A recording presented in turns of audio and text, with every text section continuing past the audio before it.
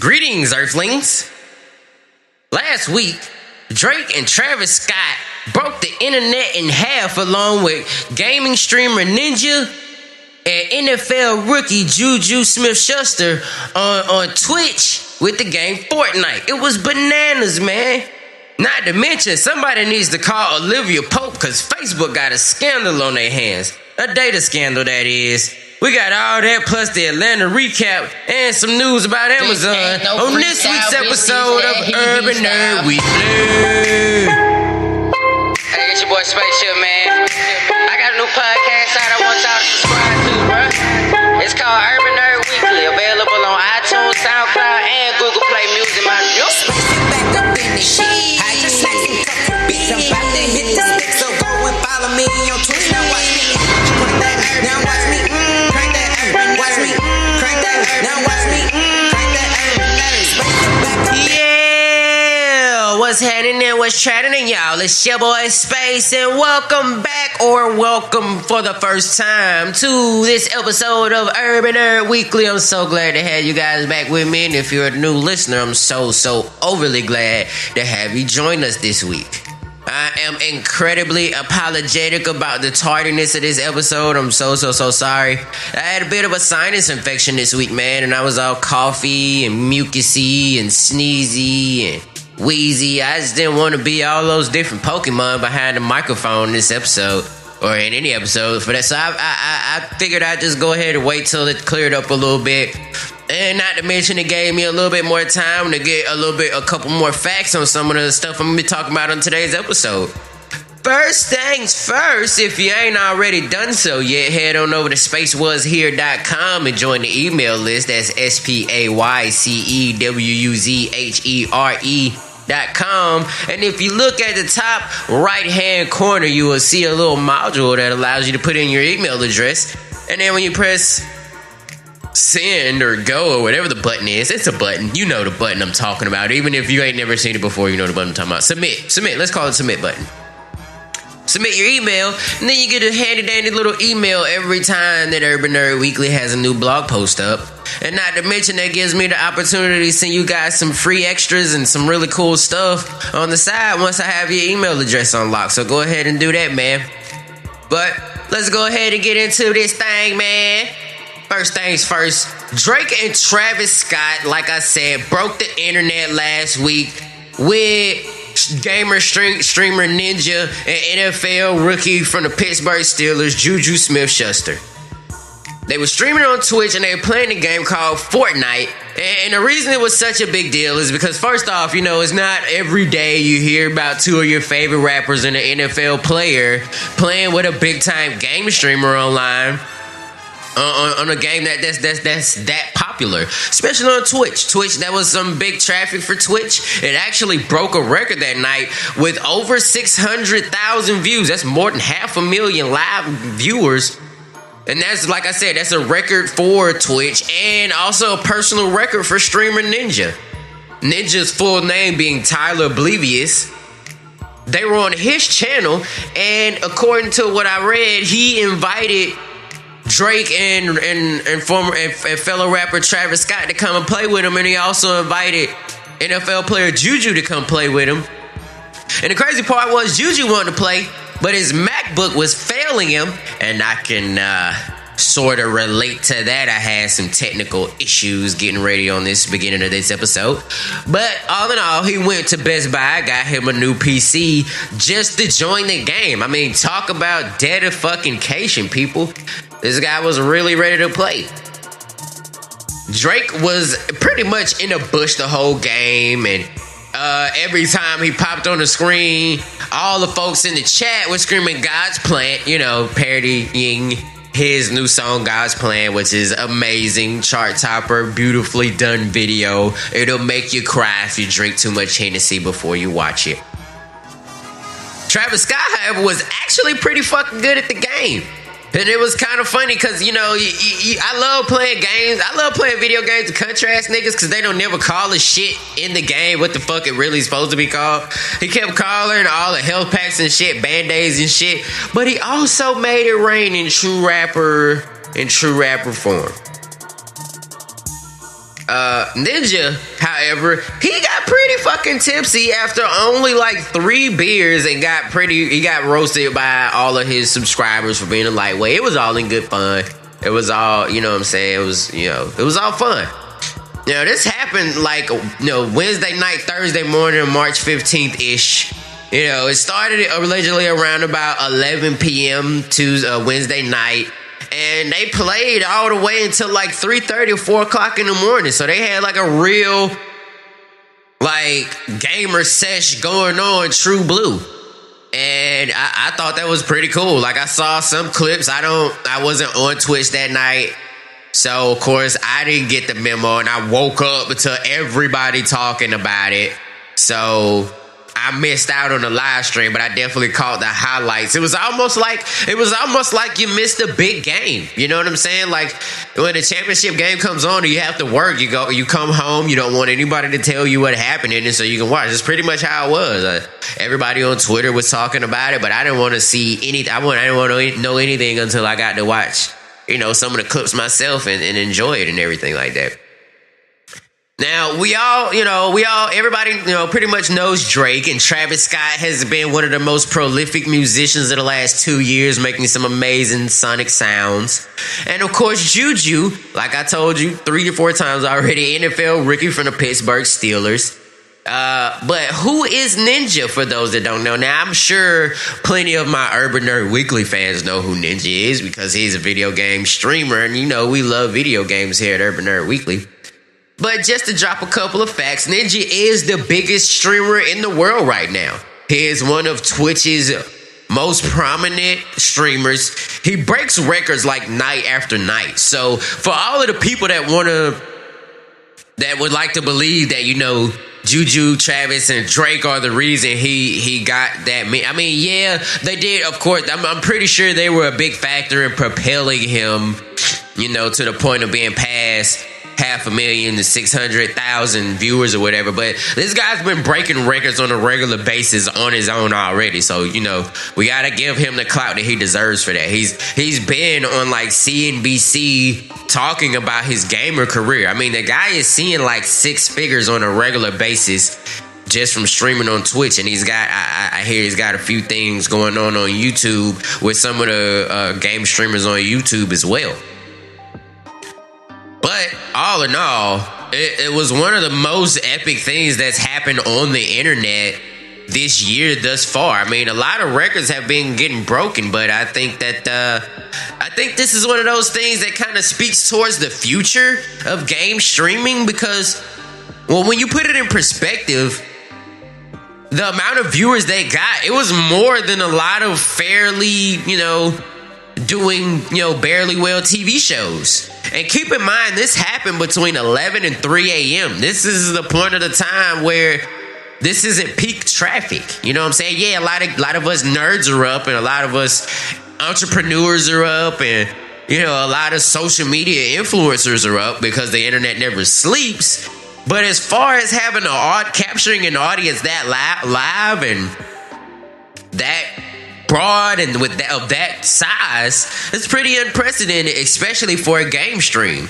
You know what I'm saying? I mean, I'm sure this isn't the norm because of the names involved in this particular stream.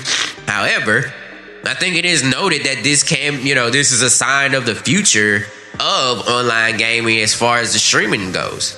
Now, if you're not familiar with all of the terms that is going on, because they were playing a game called Fortnite, so it's a relatively new game, and of course they were streaming it on Twitch. So if you don't know all of the details, let me just go ahead and give you a quick little breakdown. Like, what exactly is Twitch?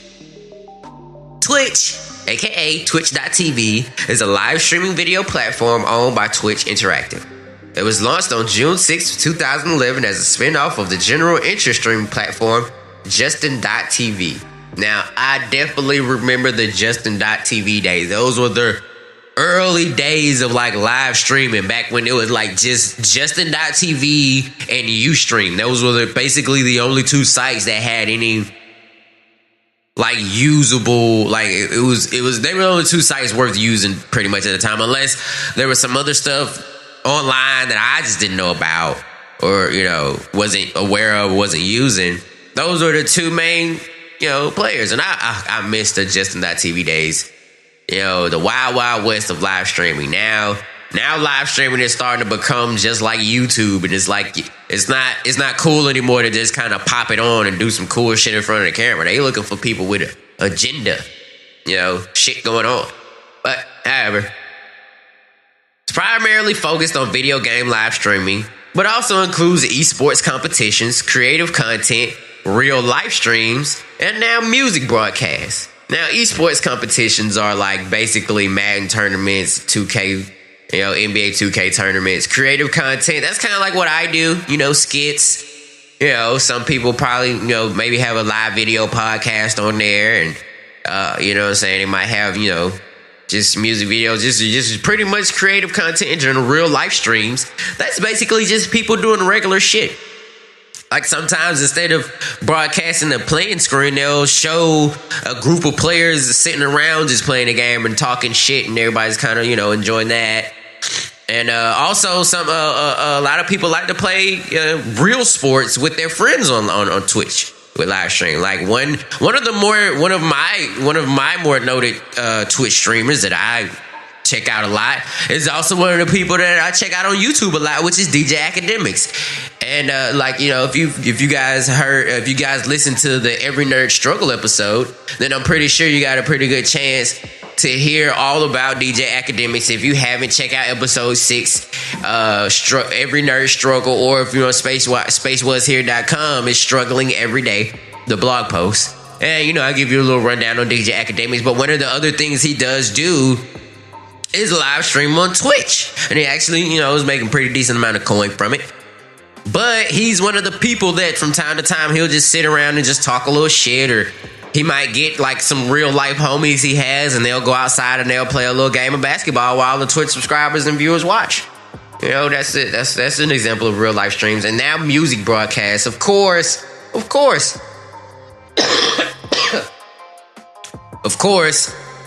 music broadcasts. Music is pretty much going to permeate.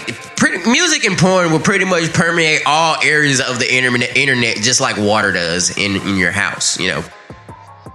So it's not really that surprising to find out, people are hopping on just to play like music or their songs, and some people just get on there and jam out of music and shit, just kind of like on Musical.ly, except they don't edit it as heavily.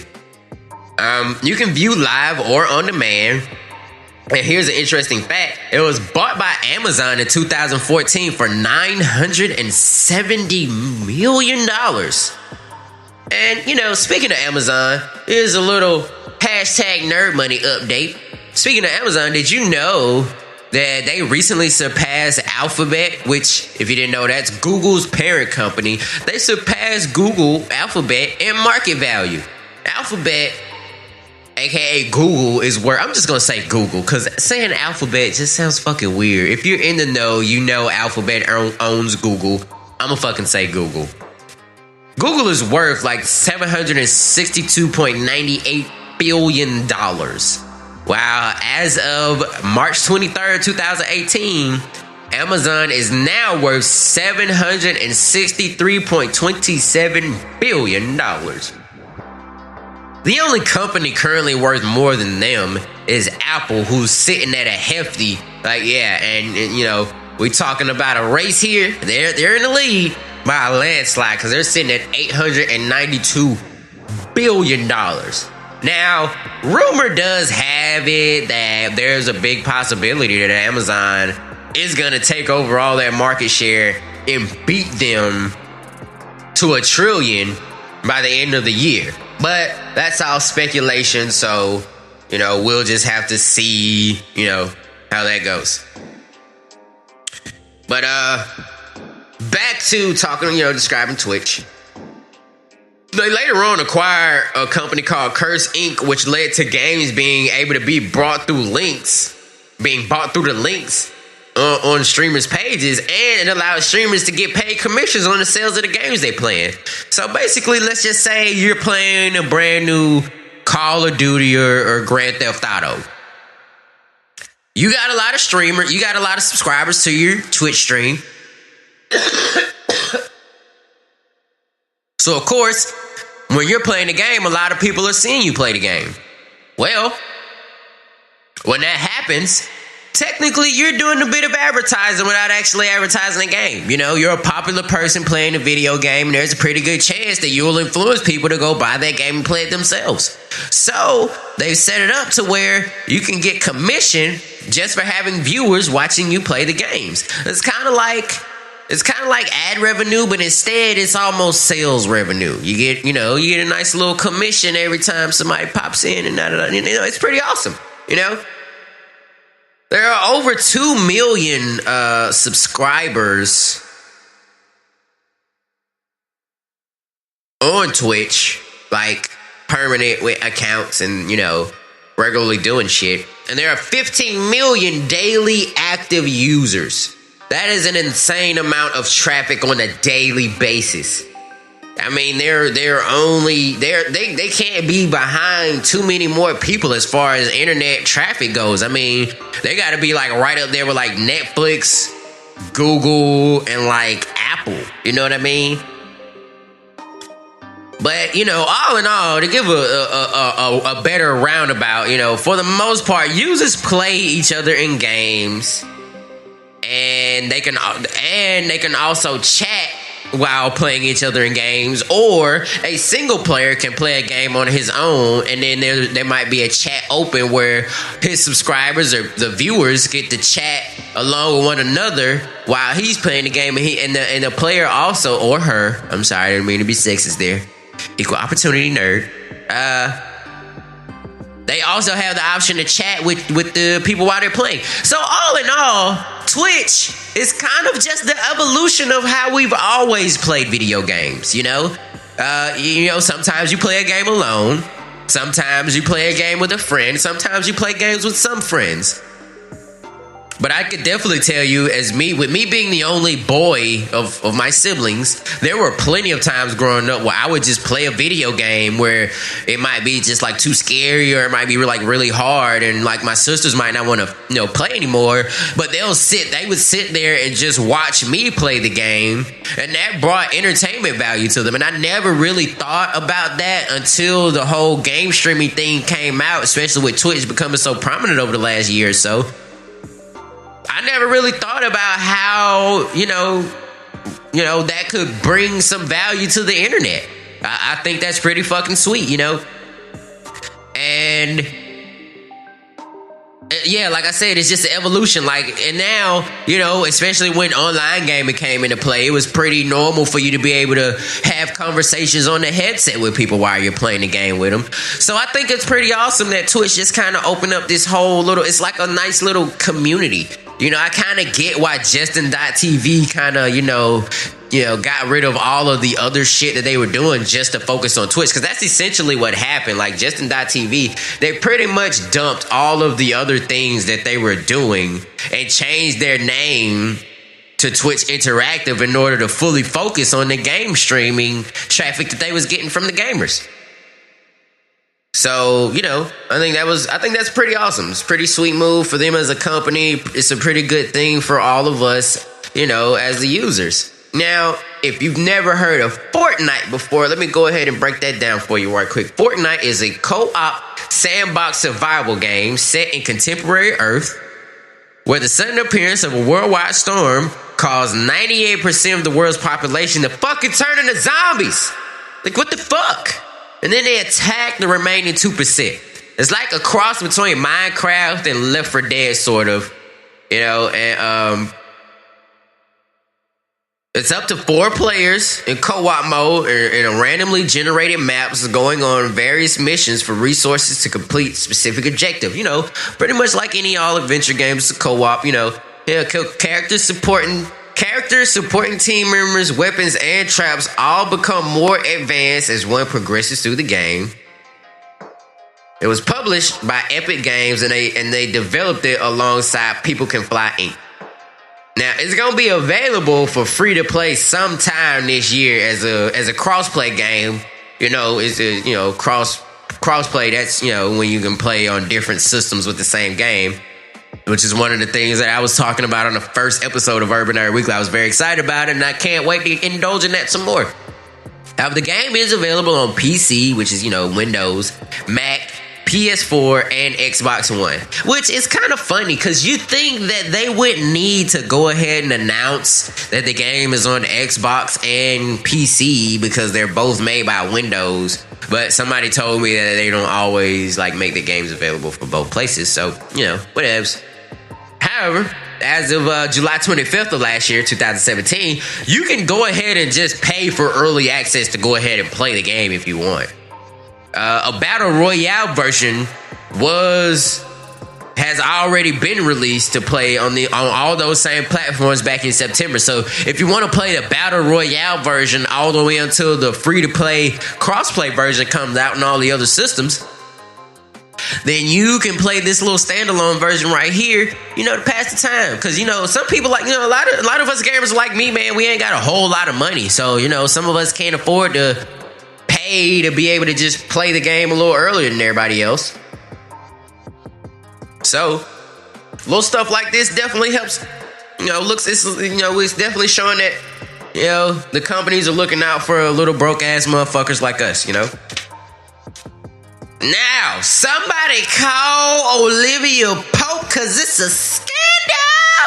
Nah, it's a data scandal. Facebook, your boy Mark. Now, you know, if you listen to the Nerd Book episode I did not too long ago, you know, Mark Zuckerberg was just, you know, right after New Year's, his whole New Year's resolution was to clean up Facebook and its algorithm to make everything better for the users, make it a better user experience. You know what I'm saying? Clean up some of the publishers and the content creators' advertisements and focus more on just the connections between the people, blah, blah, blah, blah, blah.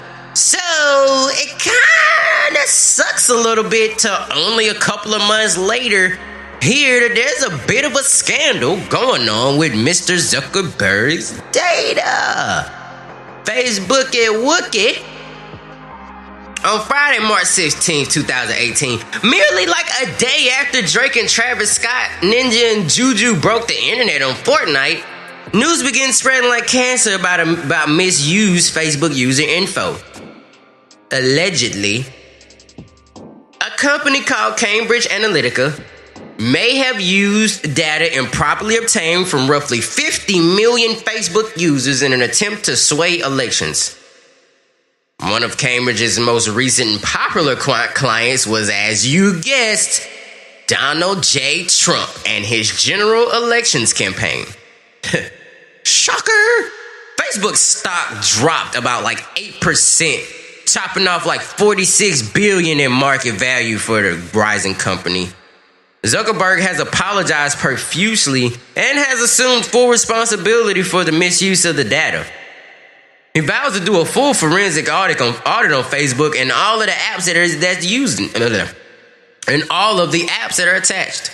He promised to build a tool to allow users to see if their data had been used. He's trying to, he's kind of trying to let everybody know who's affected. Like, it's kind of like Facebook caught herpes, so they're trying to contact all of their most recent partners right now, and it's like 50 million of them, so it's going to take a minute.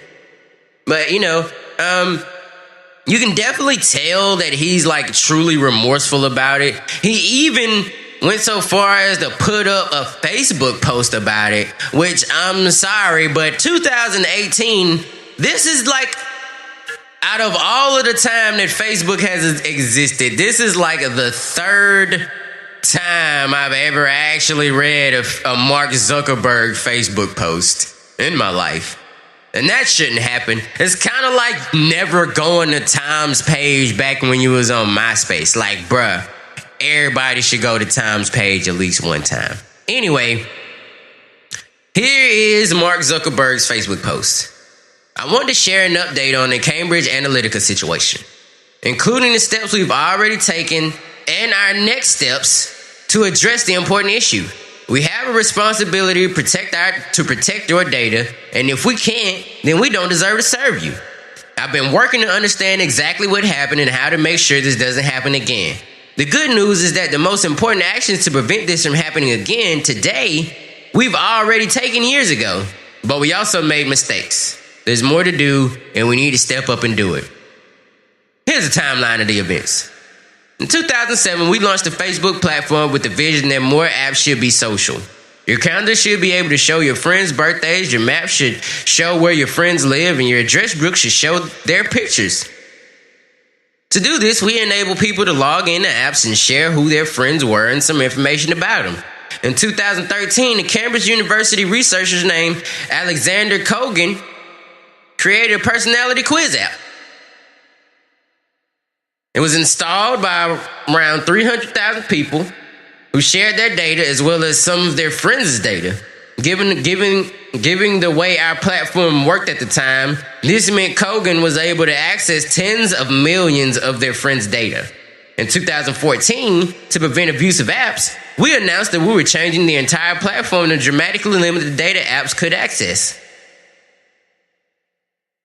Most importantly, apps like Kogan's could no longer ask for data about a person's friends unless their friends had also authorized the app. We also required developers to get approval from us before they could request any sensitive data from people. These actions could prevent any app like Kogan's from being able to access so much data today. In 2015, we learned from a journalist at The Guardian that Kogan had shared data from his app with Cambridge Analytica. Ooh, excuse me. Sorry, guys. Still getting that phlegm out. It's against our policies for developers to share their data without people's consent, so we immediately banned Kogan's app from our platform and demanded that Kogan and Cambridge Analytica formally certify that they had deleted all improperly acquired data. And they provided these certifications.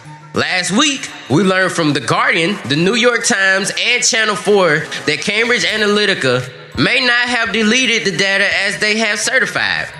We immediately banned them from using any of our services. Cambridge Analytica claims they have already deleted the data and has agreed to a forensic audit by a firm we hired to confirm this. We're also working with regulators as they investigate what happened.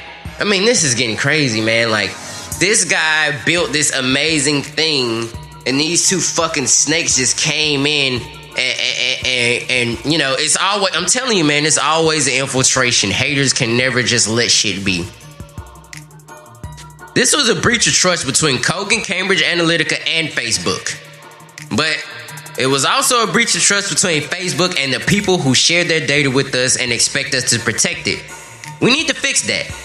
In this case, we already took the most important steps a few years ago in 2014 to prevent bad actors from accessing people's information in this way, but there's more we need to do, and I'll outline those steps here. First, we will investigate all apps that had access to large amounts of information before we changed our platform to dramatically reduce data access in 2014. We will conduct a full audit of any app with suspicious activity. We'll ban any developer from our platform that does not agree to go through the audit. And if we find developers that misuse personally identifiable information, we'll ban them and tell everyone affected by those apps. This includes people whose data Kogan misused here as well. Second, we'll restrict developers' data access even further to prevent other kinds of abuse. For example, we'll remove developers' access to your data if you haven't used their app in 3 months. That's a pretty good one. I think that's a pretty that's actually a pretty good one, because that's actually similar to what Twitter does from time to time. Like, sometimes they'll just do a mass deletion of people's pages just because they haven't been on them in like 3 to 6 months. And fun fact for all of you people who are trying to boost up your social media following, if you got a bunch of people that have been following you for a long time, go on there and check and see when the last time they were on there. You can increase your follower to following ratio by unfollowing people who are no longer active on Twitter. Yet, they still count as your followers until, you know, Twitter basically decides to delete their page because it'll be recognized as a bot for inactivity. But, you know, just a quick little social media tip for all the folks out there.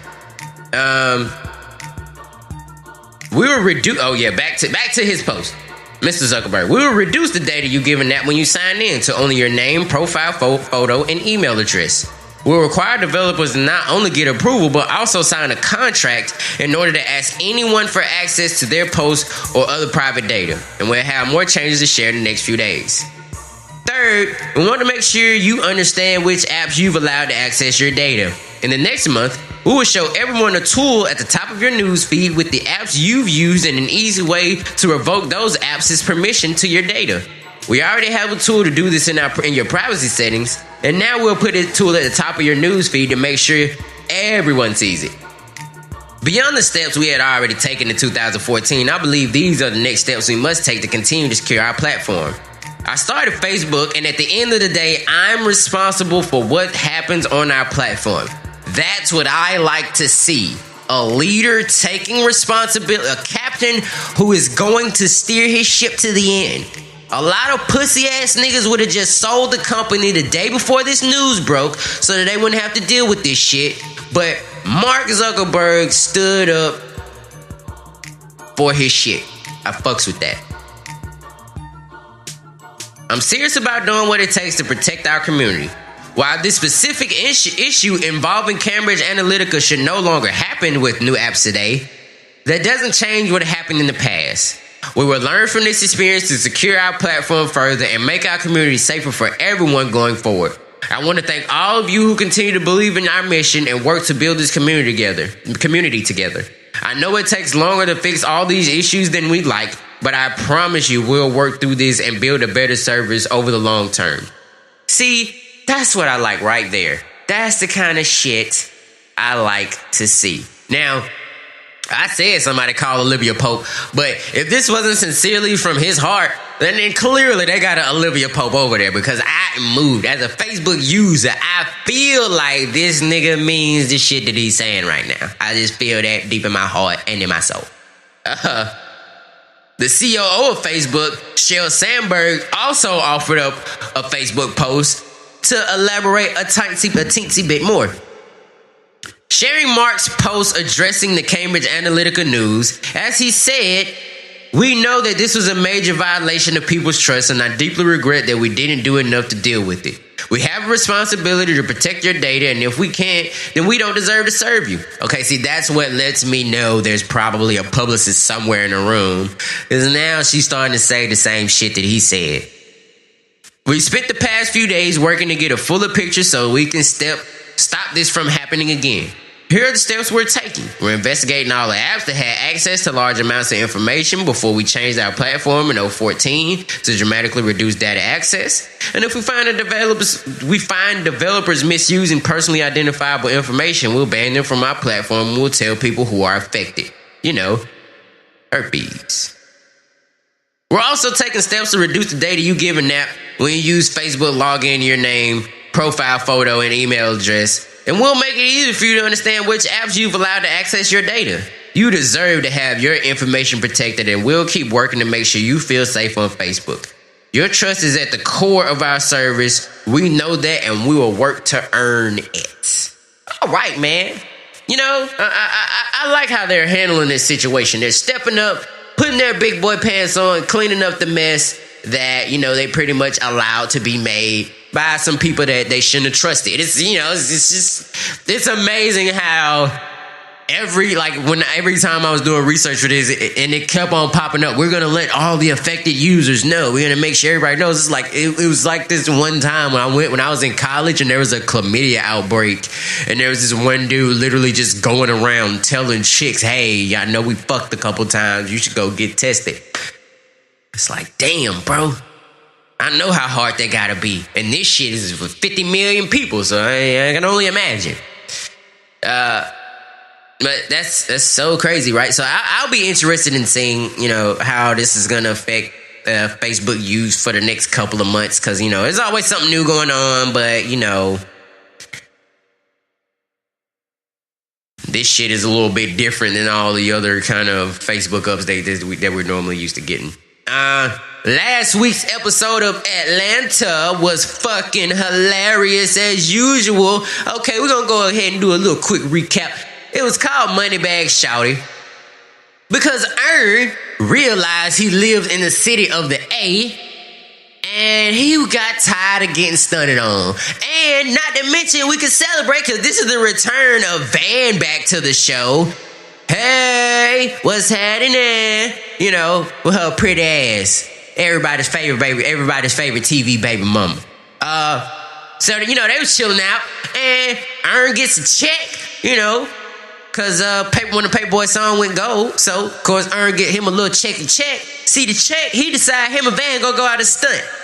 They go out trying to stunt and just get shitted on the whole night. I mean, this one scene was hilarious where they were at a club and the club owner didn't want to accept a $100 bill because he thought it was fake.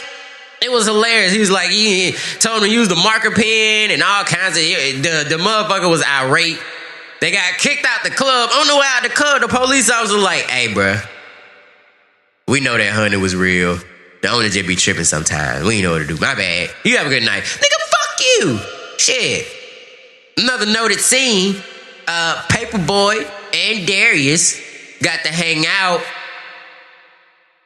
with the, what's that guy? What's that rapper? What's that corny ass motherfucker's name? I can't remember his name. I should have looked that shit up and wrote it down. I don't know. That's my bad. I'll definitely have it. I'll remember his name on the next episode.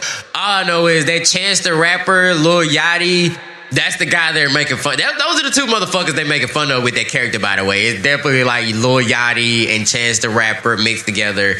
But it was this one fucking hilarious ass scene where they get they getting to know the guy a little better. He's chilling with him in the studio, and you find out this guy got the most fucked up temper on earth, and he rolls around with these two goons.